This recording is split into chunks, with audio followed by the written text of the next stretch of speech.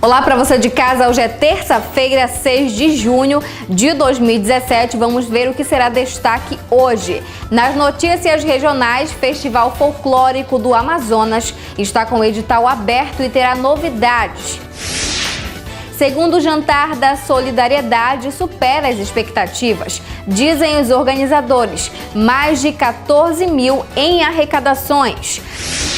Bicho preguiça aparece e surpreende moradores no bairro de Santa Terezinha. O animal foi devolvido à mata. Polícia Militar cumpre mandado de prisão no bairro do Perpétuo Socorro. E mais, Conselho Tutelar e Polícia Civil se pronunciam sobre a alegação de parlamentar. Essas informações você vai conferir agora no seu jornal Sentinela Notícias, segunda edição, que já está no ar.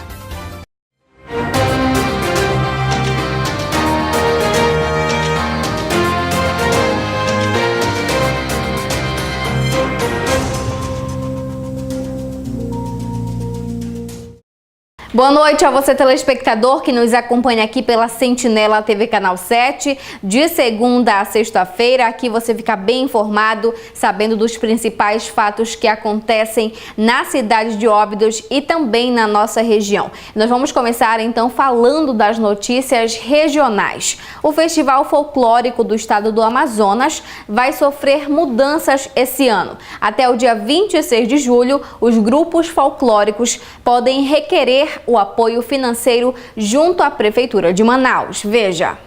O Festival Folclórico do Amazonas ainda não tem data para ser realizado, mas as 84 agremiações aptas a participar do festival já podem receber o apoio financeiro da Prefeitura de Manaus através do edital lançado pela Secretaria Municipal de Cultura, Turismos e Eventos, a Manaus CUT. O certame vai estar disponível até o dia 26 de junho. Pelo edital, os grupos folclóricos são divididos por categoria. Na categoria bronze, 27 grupos folclóricos vão ser contemplados com R$ 2.000 cada um. Na categoria prata, 57 grupos folclóricos vão receber até R$ 10.000. Os bois bumbais de Manaus, Garanhão, Brilhante e Corre-Campo também vão ser contemplados por esse edital. Cada um dos bumbais vai receber cerca de R$ 100.000.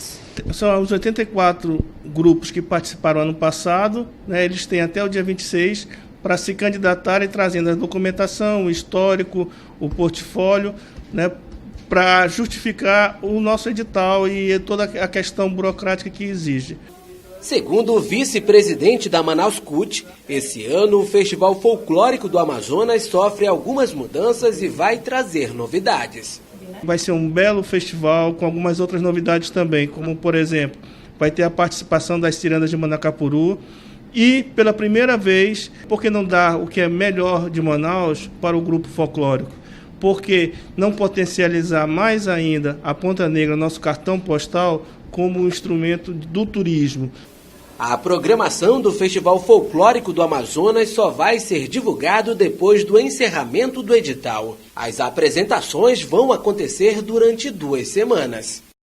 E mudando de assunto, falando das notícias locais, o segundo jantar da Solidariedade, realizado no último final de semana, superou as expectativas da organização.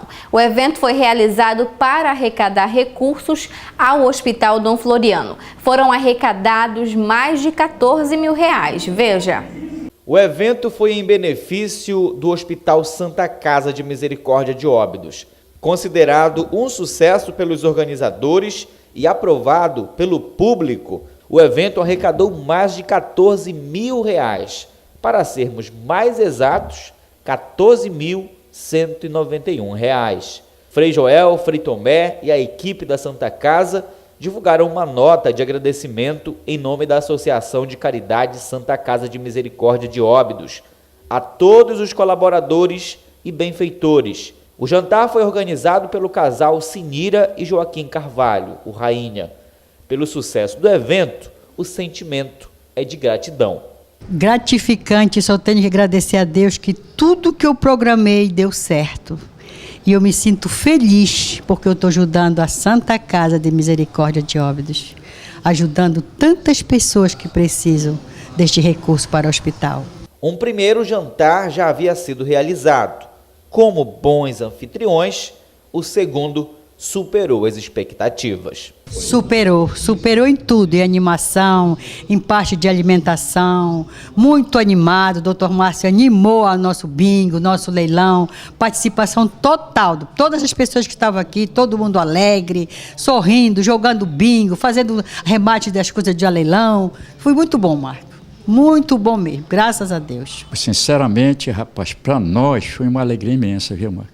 Porque sempre quando nós procuramos nossos amigos, tanto faz aqui como Belém, eles são pontuais, rapaz.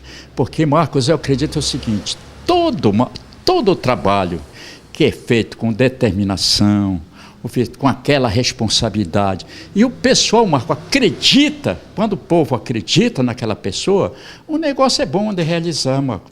Só não é bom quando desacreditado, meu irmão. Mas graças ao nosso bom Deus, que tem nos dado esse privilégio, né? De o povo acreditar e a gente realizar, Marco.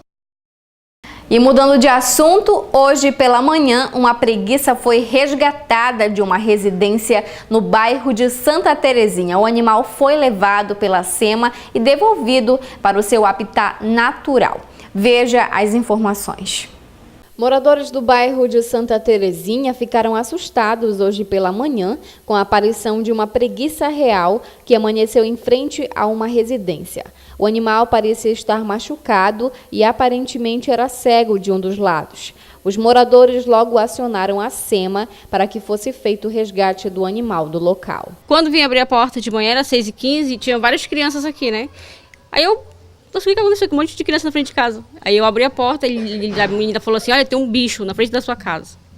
Aí eu vim olhar e disse, nossa, mas é uma preguiça. Aí eu fui chamar meu marido, aí a gente veio e tentou mexer com ela, mas ela não saiu. Aí quando começou a chover, ela estava com muita sede, ela começou a lamber o pauzinho daí. Aí quando começou a molhar o chão, ela começou a lamber o chão lá. Aí eu fui, peguei um copo com água, dei pra ela, aí eu mexi ela com a folhinha, ela abria a boca, eu colocava água na boca dela, ela tomou bastante água. Minutos depois, 2 agentes da Secretaria de Meio Ambiente fizeram o resgate da preguiça e a levaram para uma área de mata para que fosse devolvida a seu habitat natural. Nós recebemos uma ligação, né, e que estaria esse animal lá, e nós fomos verificar. A princípio eles diziam que estava machucado, um lado do olho estava ferido e tal. Aí foi feita a verificação, na verdade ela já tinha um problema de vista, só estava tudo cicatrizado, não havia ferimentos, e foi feito o resgate, né, do animal e feita a soltura numa área de floresta ali próximo, passando Bela Vista, próximo a Campina. Nós estamos no período de chuva, né, mas só que acontece mesmo assim, abre o sol, o pessoal queima e os animais pela fumaça eles vêm procurar abrigo. E aí a cidade também está próxima ali da mata da Esporfal, né? E aí então geralmente migra para a cidade com relação, por causa da claridade da energia, das lâmpadas, e acaba vindo para a cidade e acabando acontecendo o que aconteceu. Agora a espécie dela é de preguiça real, né? Provavelmente sim. Geralmente as preguiças real elas crescem bastante, né? E esse foi um dos motivos da dificuldade, né, de a gente fazer o resgate. Que a preguiça comum, a preguiça pequena, as outras espécies, elas são mais fáceis de capturar. É só pegar no pelo na costa, ela vem legal. Mas a real ela é complicada, que além de ela ter uma envergadura bem grande, né, ela tem a facilidade de abarcar quem for, no caso, pegar ela por trás. Aí foi o caso de a gente ter usado o cambão, mas geralmente não. A preguiça ela é fácil de capturar, de resgatar, mas mexendo com a preguiça real já é mais complicado.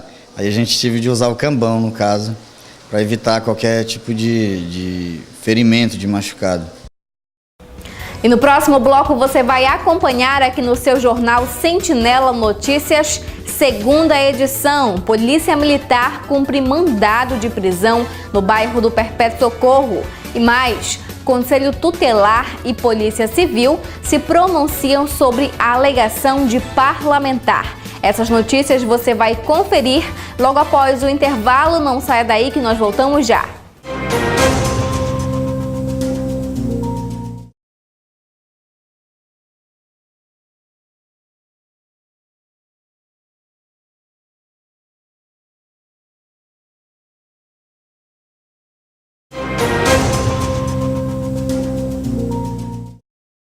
E nós estamos de volta com o seu jornal Sentinela Notícias, segunda edição desta terça-feira. E falando na área policial, ontem a Polícia Militar deu cumprimento a um mandado de prisão. E com um homem de 32 anos, ainda foi encontrado 3 invólucros de maconha. Veja.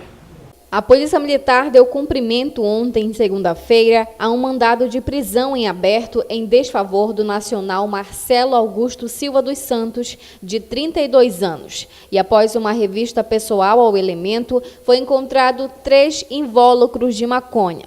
Ele foi apresentado na Delegacia de Polícia Civil para os procedimentos cabíveis. O tenente da Polícia Militar falou sobre o caso. Algumas vezes recebemos denúncias dele, né? Ainda não tínhamos conseguido fazer abordagem e lograr êxito em flagrar ele com droga. Só que, de posse de várias denúncias e de algumas outras situações, por exemplo, ele vinha ameaçando alguns servidores públicos, o delegado solicitou a prisão preventiva dele, o mandado de prisão dele, que foi atendido pelo juiz substituto, e já desde a semana passada, quinta ou sexta-feira, se não me engano, ele já estava com um mandado de prisão. Nós procuramos ele no final de semana, não conseguimos encontrar. Segunda-feira, ele foi encontrado. Sargento Mauro e o soldado Diogo estavam patrulhando no bairro Terezinha, Perpétuo Socorro, avistaram ele, fizeram a abordagem, né? Deram a voz de prisão, conduziram para a delegacia por conta do mandado em aberto. Da busca pessoal, o soldado Diogo logrou êxito em encontrar ainda várias petecas de droga com ele. Então, além de ele ser preso em cumprimento do mandado de prisão, ele vai responder mais uma bronca, como nós chamamos, ele vai responder por tráfico de drogas. É importante ressaltar que esse nacional ele já havia sido preso, o Marcelo Augusto Silva ele já havia sido preso em Manaus por tráfico de drogas. Como ele era réu primário, nossas leis são muito frágeis, ele foi colocado em liberdade, porém ele ficou respondendo. Quando ele foi ser intimado para comparecer até o fórum para responder os seus crimes lá, ele não foi encontrado, porque ele já tinha sumido de Manaus, estava em Óbidos. Então ele já estava dado como foragido lá em Manaus, e com certeza ele vai responder agora pelo crime que ele cometeu em Manaus. O delegado vai solicitar que ele fique detido aqui no Pará, vai responder o tráfico de drogas aqui no Pará e os outros crimes, e também vai responder pelo crime que ele cometeu lá no estado do Amazonas. E na tarde de hoje, a Polícia Civil e o Conselho Tutelar se pronunciaram sobre alegações proferidas pelo vereador Nivaldo Aquino em seu discurso na Câmara na última segunda-feira sobre um caso de estupro que era mantido em sigilo pelos órgãos. Nivaldo criticou a forma como o processo foi conduzido e os órgãos de defesa da criança e do adolescente criticaram a postura do parlamentar. Vamos ver. Em seu pronunciamento na sessão de ontem na Câmara de Vereadores, o vereador Nivaldo Aquino, do PROS, abordou um assunto referente ao caso de um rapaz acusado de estupro que foi preso e encaminhado para o presídio. Segundo alegações do vereador, não foi feita uma investigação aprofundada do caso e que, recentemente, a vítima, uma menor de 9 anos, afirmou que o rapaz preso não teria envolvimento nenhum com a acusação.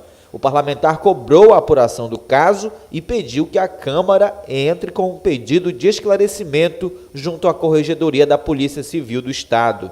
Em direito de resposta solicitado, o Conselho Tutelar e a Polícia Civil esclareceram os fatos. O Conselho Tutelar ele foi acionado pelo Hospital 24 Horas, né, em um caso de suspeita de abuso sexual de uma criança de 9 anos de idade.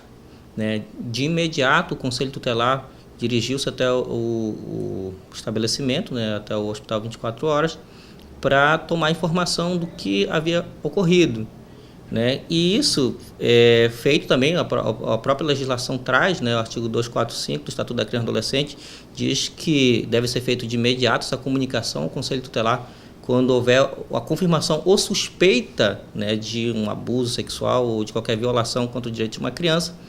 E nós fomos, quando chegamos até o Hospital 24 Horas, os profissionais da área de saúde que estavam de plantão no dia confirmaram, através até de laudo, uma conjunção carnal recente de uma criança. Inclusive a criança estava com hemorragia, E a criança já no próprio hospital relatou o que havia ocorrido e como havia ocorrido. De imediato o Conselho Tutelar encaminhou a criança para a sede do Conselho Tutelar e, acompanhado de um profissional da área de psicologia, ouviu a criança. Todos os agentes envolvidos, atores da rede de proteção de criança e adolescente, fizeram o seu papel. Então, tudo ali com laudo, o laudo de conjunção carnal, acompanhamento pelo médico, pelos profissionais da área de saúde, acompanhamento pelo psicólogo, enfim. Então, nós cremos que todos os procedimentos necessários foram tomados dentro do que a lei rege, dentro do que os nossos procedimentos. E, assim, o que a gente ficou mais preocupado é que o nosso legislador ele colocou o seguinte, que o Conselho Tutelar não investigou a profundo o fato. O Conselho Tutelar ele não é um órgão investigativo, Nós não compomos a rede de segurança, então por isso não nos compete investigar. O que o Conselho Tutelar compete ele ouvir a criança e relatar o que a criança está trazendo, depoimento que a gente acha importante ouvir a criança. E o que assim, a gente mais fica hoje, depois de toda essa repercussão da história, analisando o porquê que hoje a criança mudou o depoimento e a família que no momento estava revoltada também hoje está trabalhando de uma forma diferente. Todos, inclusive, negando fatos que falaram no Conselho Tutelar, que inclusive nós já ouvimos o relato da própria genitora da criança negando o que ela comentou no Conselho Tutelar, a criança também alegando que não lembra o que falou, coisas assim estranhas para uma criança de apenas 8 anos e 9 anos de idade, enfim. Então, nós, quanto Conselho Tutelar, estamos preocupados em relação a essa mudança de comportamento da criança, mudança do seu relatório, mudança de comportamento da própria família, Mas, assim, nós queremos deixar claro para a população obidense que o Conselho Tutelar tomou todas as providências, todas as medidas que estavam dentro da sua competência e de forma como a lei pede, Um caso como esse, ele deve ser feito, todos os procedimentos de imediato e de urgência, diz a lei. E ainda falando nesse assunto, acompanhe agora as declarações do delegado de Polícia Civil do município de Óbidos sobre o caso. Foi solicitado o direito de resposta à matéria veiculada ontem sobre um caso em trâmite que tramitou nessa delegacia de estupro de uma menor de 9 anos e também de sua irmã de 8 anos, para esclarecer os fatos que levianamente, de forma totalmente irresponsável, foi tratado por um parlamentar desta cidade de Óbidos. O fato é que a delegacia recebeu requisição de serviço público por parte do Conselho Tutelar, relatando que uma menor teria sido tratada no hospital 24 horas com um forte sangramento e indícios claros de violação sexual. Foi expedido o exame de conjunção carnal imediatamente, isso no sábado ainda, confirmado em prova técnica, e no mesmo dia foi requisitada a prisão preventiva com base em todos os depoimentos já tomados em sede do Conselho Tutelar e confirmados na delegacia de polícia. O mandado de prisão preventiva foi decretado de forma célere no domingo, no plantão judicial, e foram feitas diligências imediatas ainda na manhã do domingo, mas o investigado já se encontrava foragido. É importante ressaltar que todas as medidas investigativas e cautelares para assegurar a aplicação da lei penal e também para assegurar o escorreito transcurso da investigação criminal foram tomados. Em momento algum, após a captura do réu, a captura do investigado, houve ofensa à integridade física dele nesta delegacia de polícia. Ele foi transferido na sexta-feira e para que ele seja recebido na Central de Triagem Masculina de Santarém, é necessário o exame de corpo de delito, que foi feito e não foi atestado nenhuma lesão à integridade física dele. O que nós não podemos admitir é que o trabalho da Polícia Civil e do Conselho Tutelar seja menosprezado, desrespeitado por alguém que, assim como nós, tende a proteger e assegurar a aplicação da lei penal. O trabalho da Polícia Civil foi feito em conformidade com a lei, baseados no atendimento imediato e pronto do Conselho Tutelar àquela menor que estava sendo vitimada por uma violação sexual, encaminhado à Casa de Justiça, que é o fórum, e após passar tanto pelo crivo do Ministério Público como da juíza de plantão, o processo foi recebido. O que significa o recebimento de um inquérito policial? Significa que preencheu os requisitos mínimos e indiciários para a deflagração de uma persecução criminal. Tratar da forma como foi tratada o trabalho da Polícia Civil e do Conselho Tutelar de uma forma leviana e irresponsável é você negar as instituições que são estabelecidas constitucionalmente. Nós estamos aqui para proteger o povo e não para ir contra o povo. Quem não está do lado da polícia, só há dois lados. Quem não está do lado, está ao contrário, está do outro lado. Quem tem raiva de polícia, quem quer perseguir polícia, ao meu ver, não é o cidadão de bem. A pergunta que eu faço, que eu gostaria que ficasse bem claro aqui, é que os eleitores desse parlamentar que jogou a nossa honra e nosso profissionalismo na lata do lixo, perguntasse a ele onde que o foragido, que a partir do momento em que o mandado de prisão preventiva é expedido, a polícia sai para cumprir e o réu não é localizado, a pessoa passa a ser foragida. Eu gostaria que os eleitores perguntassem a esse parlamentar onde que o foragido se encontrava na manhã do domingo, onde após sairmos para cumprir o mandado de prisão preventiva. A resposta está aqui, ó. A resposta está aqui no inquérito policial que já foi encaminhado, como eu disse, à Casa de Justiça no dia 18 de maio, Dia Nacional de Enfrentamento e Combate à Exploração Infantil, Exploração Sexual Infantil, que já está na mão do Ministério Público e do juiz da comarca para analisar e como proceder direito. Volto a reforçar o nosso compromisso com uma sociedade de bem, com as pessoas de bem. Sobre as alegações de que o caso precisaria de maior investigação, o delegado esclareceu. A criança afirmou, inclusive na frente do estuprador e na frente da sogra do estuprador, que havia sido ele que tinha estuprado. Eu tenho a materialidade que é comprovada pelo ato de conjunção carnal. Eu tenho a autoria confirmada pela vizinha, pela criança e pela sogra. Quem mais que quer ser investigado? Que mais que precisa? Eu já tenho autor, tenho vítima e tenho as provas imputando ao autor do fato aquele crime averiguado. Que investigação? Ele que conhece tanto a lei, conhece tantos métodos de investigação, por favor, nos esclareça e traga aqui à baila esses elementos que ele acha que é Ministério Público, que é o autor, o dono da ação penal, que nos traga e nos demonstre esses requisitos que não foram preenchidos. Para mim, para o Ministério Público e para o juiz que recebeu a ação penal, o processo está concluído e agora aguardo a tramitação normal da ação penal. O delegado também comentou sobre a mudança de atitude da vítima. Essa criança, eu não sou psicólogo, não sou assistente social, mas o que podemos perceber desde o início é uma tentativa veemente de constranger essa menor a mudar o depoimento dela, pelos próprios familiares dela. Da forma como colocou o conselheiro Paulo, desde o início, essa criança ela mudou o depoimento, disse que não se lembra do que depois aqui, disse que estava tomando remédio, uma criança de 9 anos estava tomando remédio, que por isso falou coisas que não se lembrava e não sabia o porquê de ter falado. Volto a falar, o inquérito está concluído, já está remetido para a Justiça e essas alegações são feitas pela defesa do réu e devem ser colocadas em sede da ação penal, lá durante o decurso do processo penal. E essas foram as informações desta terça-feira. Obrigada pela sua audiência e também pela sua companhia. A você eu desejo uma boa noite. Nós voltamos amanhã nesse mesmo horário com as notícias da cidade e da região para você, telespectador, ficar bem informado. Boa noite e até amanhã.